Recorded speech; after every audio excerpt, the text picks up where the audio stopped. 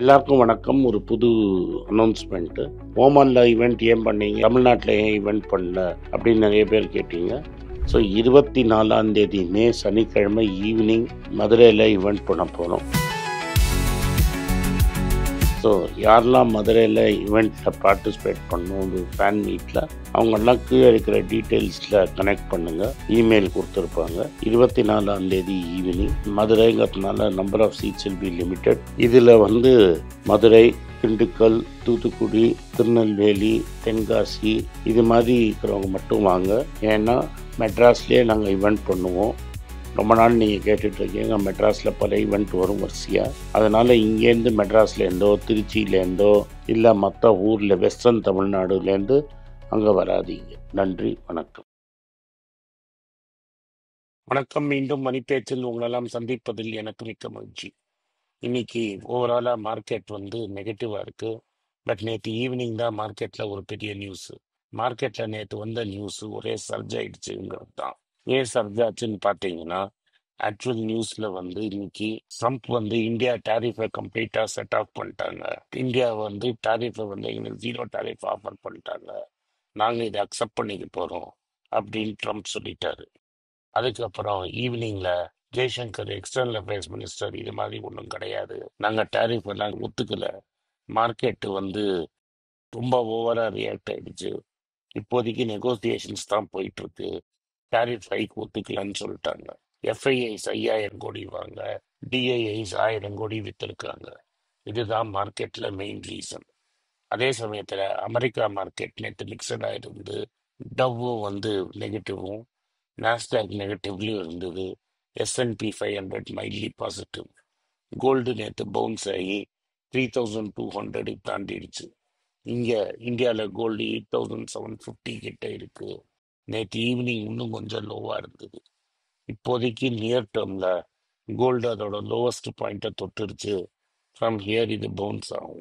Gold இனிமேல் ஏறுமான்னு நீங்கள் கேட்டிங்கன்னா, டெஃபினட்டாக கோல்டு இங்கேருந்து ஏறும். ஏன் கோல்டு ஏறும்? அமெரிக்காவில் already interest rate still very high.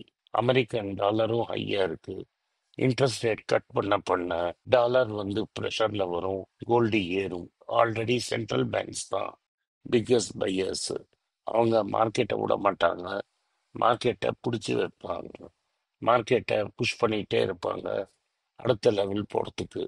அதனால கோல்டை நீங்கள் வாங்குறதுல உங்களுக்கு ஒன்றும் பெரிய டிஸ்அட்வான்டேஜ் இல்லை. இன்ஃபேக்ட் எல்லாமே அட்வான்டேஜ்.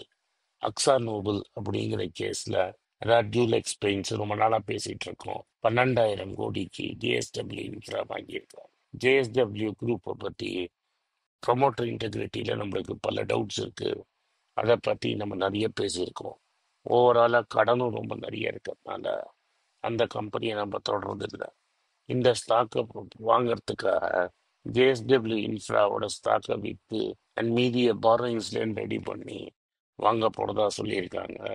இது ஒரு பெரிய கன்சியூமர் சைடு B2C புஷ்.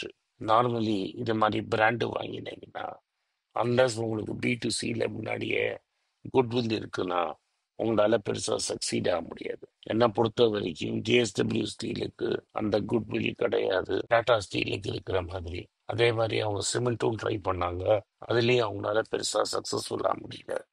பெயிண்ட்லேயும் அவங்க இது வரைக்கும் பெருசாக சக்ஸஸ் ஆகல. அவங்க ஓன் ஹவுஸுக்கு இன்ஹவுஸாக யூஸ் பண்ணுற இன்ஃப்ராஸ்ட்ரக்சர் பெயிண்ட்ஸ் மட்டும் பண்ணிட்டு இருந்தாங்க. அதனால் இந்த கம்பெனி அதோட டிஎன்ஏ மாற்றி சக்ஸஸ்ஃபுல்லாக டீலர் மேனேஜ் பண்ணி ஏஷியன் பெயிண்ட்ஸில் மாதிரி இவங்களால அட்வர்டைஸ்மெண்ட் பண்ண முடியுமான்னு ரொம்ப டவுட்டு. சிட்டி பேங்க்கை வாங்கி ஆக்சிஸ் பேங்க் நாசம் பண்ணிச்சு. அதே தான் இங்கேயும் நடக்கும். கிளைண்ட் பேஸ் கையை விட்டு போயிடும்.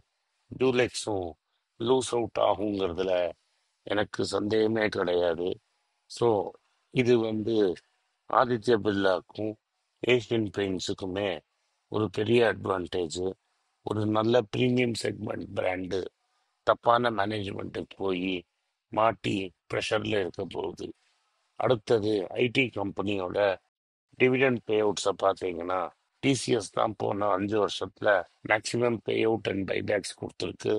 100%ல் 97% பணத்தை அவங்க ரீட்டைன் பண்ணாமல் திரும்பி ஷேர் ஹோல்டர்ஸ்டே கொடுத்துருக்காங்க. நீங்கள் கம்பேர் பண்ணி பார்த்தீங்கன்னா விப்ரோ தான் லோவஸ்ட் நியர்லி 40%. ஹெச்சிஎல்லும் 90% மேலேயும், இன்ஃபோசிஸும் 75% அவங்க பணத்தை இன்வெஸ்டர்ஸுக்கு ரிட்டர்ன் பண்ணியிருக்காங்க. இதனால என்ன பெரிய அட்வான்டேஜ்னா, ஓவர் சடனாக உங்களுக்கு மர்ஜர் அக்விசிஷன் இல்லை மாதிரி ஏதாவது ஒரு சின்ன கம்பெனி ஏற்கனவே வாங்கறச்ச டிசிஎஸ் மாதிரி கம்பெனிக்கு ப்ரெஷர் இருக்கும்.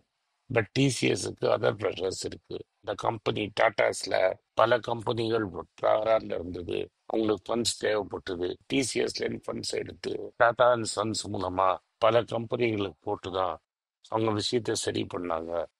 அதனால டாடா அண்ட் சன்ஸோட பே அவுட் ஹையஸ்ட். இதுல ரீட்டைலுக்கு பெருசா இன்ட்ரெஸ்ட் இருக்காது, ஏன்னா ரீட்டைல்ல பெருசா ஹோல்டு பண்ண மாட்டாங்க. Among employees, past employees and எஃப்ஐஐஸ்ல தான் இந்த ஸ்டாக் வந்து நிறைய இருக்கும். அண்ட் ப்ரமோட்டரே 72% வச்சிருக்காங்க. ஸோ ஃபார் டிசிஎஸ், ப்ரமோட்டருக்கு பணத்தை திரும்பி கொடுக்கறது தான் மெயின் பிஸ்னஸாக இருந்தது. இன்ஃபோசிஸை பார்த்தீங்கன்னா நெல்லி 85%, ஹெச்சிஎல்ல பார்த்தீங்கன்னா 90% இருந்தது. இருக்கிறதுலேயே லோவஸ்ட் இருந்தது நம்மளுக்கு தெரிஞ்சு விப்ரோ, அது நியர்லி 65%. விப்ரோ இனஃப் டிவிடெண்டும் கொடுக்க மாட்டேங்கிறாங்க, ஷேர் விலையும் ஏற மாட்டேங்குதுன்னு பல பேருக்கு கம்ப்ளைண்ட்டு. அதனால தான் விப்ரோ வந்து ரீசன்ட் டைம்ஸில் லேகார்டாக இருக்குது இந்த மார்க்கெட்டில். இன்னொரு விஷயம் இப்போ டெவலப் பண்ணிட்டு ஹியூண்டாயில் நர்வஸ் ஆகி என்ன பண்ணியிருக்காங்கன்னா, உங்கள் வேர்ல்டு பிஸ்னஸ் ஹெட்லேருந்து ஒரு டீம் அமைச்சு என்ன நடக்குது இந்த நாட்டில் அப்படின்னு பார்க்க வந்திருக்காங்க. 28ஆம் தேதி வரைக்கும் இருப்பாங்க. ஊர் ஊரா சுற்றி போவாங்க. டிஸ்ட்ரிபியூட்டர்ஸ், ஸ்போக்ஸ்மேன் அண்ட் மேனேஜர்ஸ் ஒரு டஃப் பொசிஷன்ல இருக்காங்க. அந்த ஹியூண்டாய் கார் ஏன் விற்கல அப்படிங்கிறத பார்க்குறாங்க. ஏன்னா மஹிந்திரா அண்ட் மஹிந்திரா வந்து நம்பர் 2 பொசிஷன்லையும், டாடா நம்பர் 3 பொசிஷன்லையும் போய் இவங்கள நம்பர் 4 பொசிஷன் தாக்கிடுச்சு. ஒரு காலத்தில் இந்தியாவில் ரொம்ப நாளைக்கு நம்பர் 2ல இருந்த கம்பெனி ஏன் நம்பர் 4க்கு போயிடுச்சுன்னு இவங்க தரவாக இன்வெஸ்டிகேட் பண்ண வந்திருக்காங்க. இதை வந்து எப்படி போகிறதுன்னு எடுத்து பார்க்கலாம். ஆனால் இப்போதைக்கு மேனேஜ்மெண்ட்டால் இதை கண்ட்ரோல் பண்ண முடியல. தங்கமயில் ஜுவல்லரியோட ரிசல்ட் வந்திருக்கு. அவங்களோட ரெவன்யூ 41% ஏறினாலும் புது பிரான்ச்சஸ் நிறைய திறக்கட்டினால அவங்க எக்ஸ்பென்சஸ் 41% ஏறி இருக்கு. அதனால நெட் ப்ராஃபிட்டுங்கிறது 11% தான் ஏறி இருக்கு. அண்ட் ஃபைனல் டிவிடெண்ட் டிக்ளேர் பண்ணியிருக்காங்க.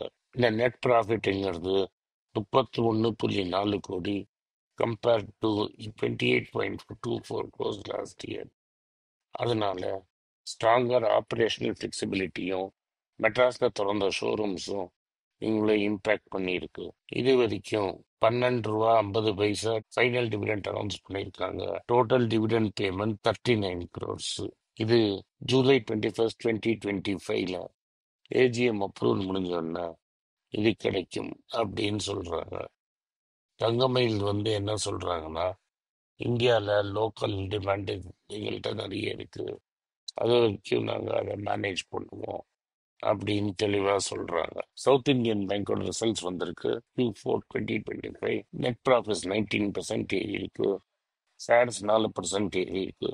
பிஆர்சி ஷேரி வந்த அப்புறம் இம்ப்ரூவ்மெண்ட்னு நான் சொல்லிட்டு இருந்தேன். 6 மாசம் கழிச்சு இப்போதான் இம்ப்ரூவ் ஆயிருக்கு. ஐடிசியோட Q4 ரிசல்ட்ஸ் சூப்பராக இருந்தது, ஐடிசி ஹோட்டல்ஸ். அதனால ப்ராஃபிட்ஸ் வந்து 41 கோடி சர்ஜ் ஆயிடுச்சு. அதனால ஓவராலா இவங்களது வந்து ஐடிசி ஹோட்டல்ஸ் ப்ராஃபிட்டபிளா இருக்கு.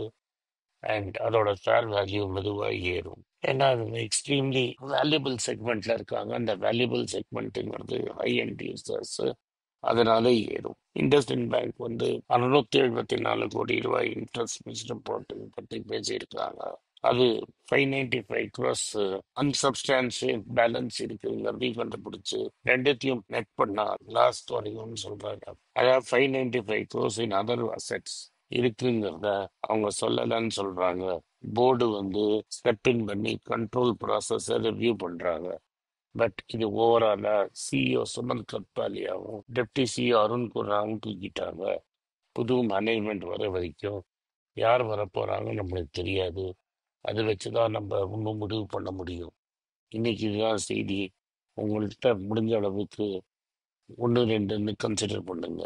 நன்றி, வணக்கம். இந்த வீடியோ உங்களுக்கு பிடிச்சிருந்தா வீடியோவை லைக் பண்ணுங்க, எங்கள் சேனலை சப்ஸ்கிரைப் பண்ணுங்க, பெல் நோட்டிஃபிகேஷன் தட்டுங்க. இந்த வீடியோ முடிஞ்சால் உங்கள் சொந்தக்காரங்க ஃப்ரெண்ட்ஸுக்கும் அனுப்பிச்சு அவங்கள பார்க்க சொல்லுங்க. நன்றி, வணக்கம். எங்கள்கிட்ட 4 சேனல் இருக்குது. மணி மாத்துடுன்னு தெலுங்குல, மணி மாத்துன்னு கன்னடாவில், மணி பேச்சு மலையாளம், அதுக்கப்புறம் பைசா போல்தாயின்னு ஹிந்தியில். இதெல்லாமே நீங்கள் சப்ஸ்கிரைப் பண்ணுங்கள். அது மட்டும் இல்லாமல் இந்த பாஷை தெரிஞ்சவங்களுக்கு, தமிழ் தெரியாதவங்களுக்கு இந்த வீடியோ அனுப்பிச்சு அவங்கள சப்ஸ்கிரைப் பண்ண சொல்லுங்கள். நன்றி, வணக்கம். வணக்கம். எனக்கு ஒரு விஷயத்தை அட்டென்ஷனுக்கு கொண்டு வந்திருக்காங்க. என்னோட ஏஐ ஜென்ரேட்டட் இமேஜை பார்த்து யாரோ ட்ரேடிங்க்கு பணம் கொடுத்து ஏமாந்துருக்காங்க. ப்ளீஸ், உங்களுக்கு நான் பல தடவை சொல்லிட்டேன், இப்பவும் சொல்கிறேன், நான் யார்கிட்டையும் பணம் டைரெக்டாக வாங்குறது இல்லை, அப்பாயின்மெண்ட் பார்க்குறதே கிடையாது. அதனால் என்னை பார்க்கலான்னு யாராவது காசு கேட்டாலும் இல்லைன்னு சொல்லிவிடுங்க. அடுத்தது, ஒரு இமெயில் ஐடி இருக்குது, அதில் போட்டால் எங்கள் டீம் கான்டாக்ட் பண்ணுவாங்க. அது டைம் ஆகுதுன்னா வினோதோட இன்ஸ்டாகிராம் அக்கௌண்ட்டில் வினோத்தை மெசேஜ் பண்ணுங்க. அவன் என் தம்பி, அதுலேயும் அவன் காசு கேட்க மாட்டான். காசு கேட்குறாங்கன்னா ஏமாறுறீங்க. யார் என்ன சொன்னாலும் கம்பெனிக்கு செபி அல்லது ஐஆர்டிஏ அல்லது ஆர்பிஐ ரெஜிஸ்ட்ரேஷன் இருக்கணும். இந்த 3 ரெஜிஸ்ட்ரேஷன் ஏதாவது இருந்தால் தான் உங்களோட பணத்தை நீங்கள் கொடுக்கணும். நீங்கள் இன்கேஸ் ஆஃப் இன்சூரன்ஸ் டைரெக்டாக இன்சூரன்ஸ் கம்பெனிக்கு தான் கொடுக்கணும். இன்கேஸ் ஆஃப் ட்ரேடிங் நீங்களே புரோக்கர்கிட்ட போட்டு ட்ரேட் பண்ணணும். மியூச்சுவல் ஃபண்டும் கம்பெனிக்கு தான் கொடுக்கணும். த்ரூ எக்ஸ்சேஞ்சு நீங்கள் வாங்கிக்கலாம். இதெல்லாம் எதுக்கு நான் உங்களுக்கு சொல்கிறேன்னா, யாரையாவது சொல்கிறாங்கன்னு நம்பி ஏமாறாதீங்க. உங்களுக்காக நான் ட்ரேட் பண்ண முடியாது, அது இல்லீகல். நான் ட்ரேடும் பண்ணுறது கிடையாது. அதனால் ட்ரேடிங் ப்ராஃபிட் பண்ணி தரேன்னு சொல்கிறது ஏமாத்தல். எனக்கு ட்ரேடிங் பண்ண தெரியாது. என் பேரை சொல்லி ட்ரேட் பண்ணி உங்களுக்கு ப்ராஃபிட் ஷேரிங்னா ஃப்ராடு, ஏமாற்றம். நான் யார்கிட்டையும் காசு கேட்கல, கேட்கவும் மாட்டேன்.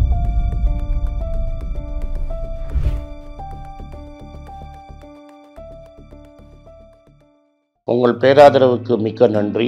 நான் டோட்டலாக 5 புஸ்தகங்கள் எழுதியிருக்கிறேன். 3 ஆங்கிலத்தில் எழுதியிருக்கிறேன். அதில் 2 தமிழாக மொழிபெயர்த்துருக்காங்க. ஸோ டோட்டலாக 5 புஸ்தகம் ஆச்சு. இந்த 5 புஸ்தகத்துக்கு ஹார்ட் காப்பி வேணும்னா நீங்கள் கீழே இருக்கிற வாட்ஸ்அப் நம்பருக்கு மெசேஜ் அனுப்பிச்சிங்கன்னா எங்கள் டீம் உங்களை கான்டாக்ட் பண்ணுவாங்க. இந்த 5 புஸ்தகங்களில் 3 புஸ்தகம் கிண்டலில் இருக்குது. அமேசானில் கிண்டலில் வாங்கணும்னு ஃபீல் பண்ணுறவங்க நேராக கிண்டலில் வாங்கிக்கலாம். தமிழ்லேயே யாராவது ஃபைனான்ஸ் நியூஸ் படிக்கணும்னு ஃபீல் பண்ணிங்கன்னா தயவுசெஞ்சு மணிபேச்சு.com விசிட் பண்ணுங்கள்.